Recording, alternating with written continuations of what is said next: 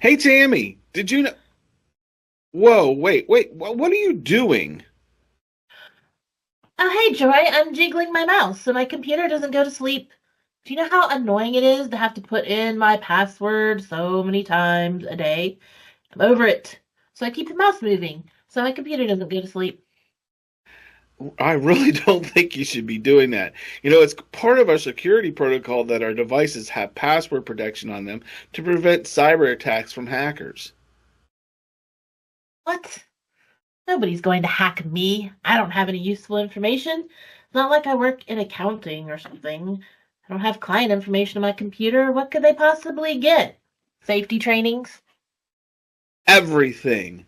Once a hacker is in our system, they can steal your identity and send emails to everyone looking like they're coming from you. Those emails can be phishing emails to gain more passwords, or they can have malicious software embedded in them, and it can affect our entire network. How can they do that? It's not like my computer and your computer are connected to each other. We're nearly 100 miles apart. We are connected through the network. All devices owned by HGI are connected through the network. This allows for seamless transfer of data, but it also helps us stay secure by keeping everything we do on one network. Wow, I didn't know it was so serious. How much damage could a simple little input device like a mouse jiggler do? Well, a lot actually. It could potentially shut down the entire company. We could lose funding and our ability to process credit cards because we would lose our security certificate. What is a security certificate and how does that affect our funding? The short version is a security certificate is a small data file used as an internet security technique through which the identity, authenticity, and reliability of a website or web application is established. This means basically that people can interact with our network without fear of being hacked or without fear of their information being stolen and sold on the interweb. But if we lose that, we lose ecom and we lose DGR. Basically, any department that needs to process credit card sales. Seriously? Wow. So what can we do? Well, I spoke to Jonathan, our RT director. He has some ideas. Let's listen in on what him and I talked about. Did you know your actions have an impact? Certain protocol we can use to keep ourselves safe, and one of them is not having our password taped to the side of our computer screen. And so one of the things to highlight, and I've been saying this for years, especially for those individuals that are not tech savvy, it's hard to come up with a 16 character complex password that you're never going to remember and you have to write down. So don't Right, come up with a passphrase. So I right, use full sentences, right, spaces and all, something that can stick out in my mind. And having a full sentence of 16 characters right, is more strong than having a 12 or 10 digit of random characters.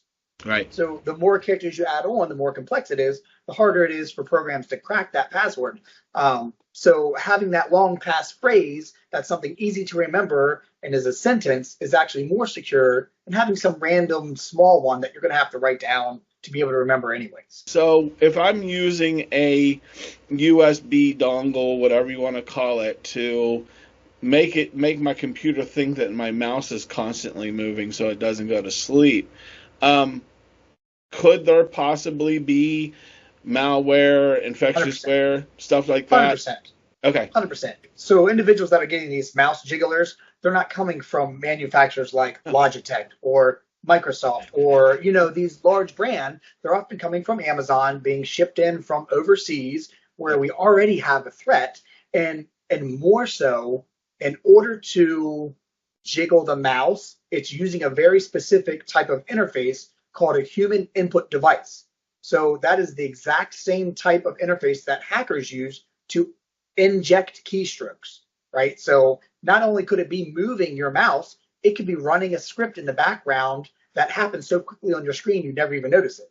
That's uh, exactly the type of attack vectors that hackers use. those of us who want to use different peripherals, different keyboards, mouse, stuff like that, how do we go about doing that and doing that safely? Do we need to come to you, order it, or put in a help desk ticket? What? Yeah, help desk tickets the first line of contact always, right? So saying, hey, I have a need for XYZ. I'm doing, in your case, I'm doing video editing and I need external storage that isn't taking up my laptop.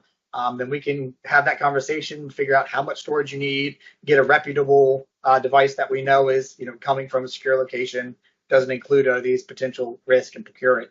At that point, it's half a dozen one way or another. For most things, our department doesn't have to be the one that makes the purchase, just the one that signs off and verifies that says, yes, this is a verified device that is acceptable to use on our network. When you want information about something, you go straight to the source, don't you? Always. Every HDI employee is responsible for keeping our network and our company safe. Please, everyone, follow these simple security guidelines. Do not plug things into your computer without having them cleared by IT first. Do not use devices that circumvent the security protocols on your devices, like screen locks. And please, please do not have your password written down and stuck to the side of your computer. All of these things make us vulnerable to cyber attacks and ultimately could cost us everything. Okay, so here's a neat little shortcut for you. Just press the Windows symbol key and the L key at the same time, and your screen will lock instantly. That way, if you have to get up and go somewhere real quick, step away from your computer, it'll lock for you. Thanks for that information and reminders, Troy. Be safe out there, everyone. And you know what? We'll see you next time.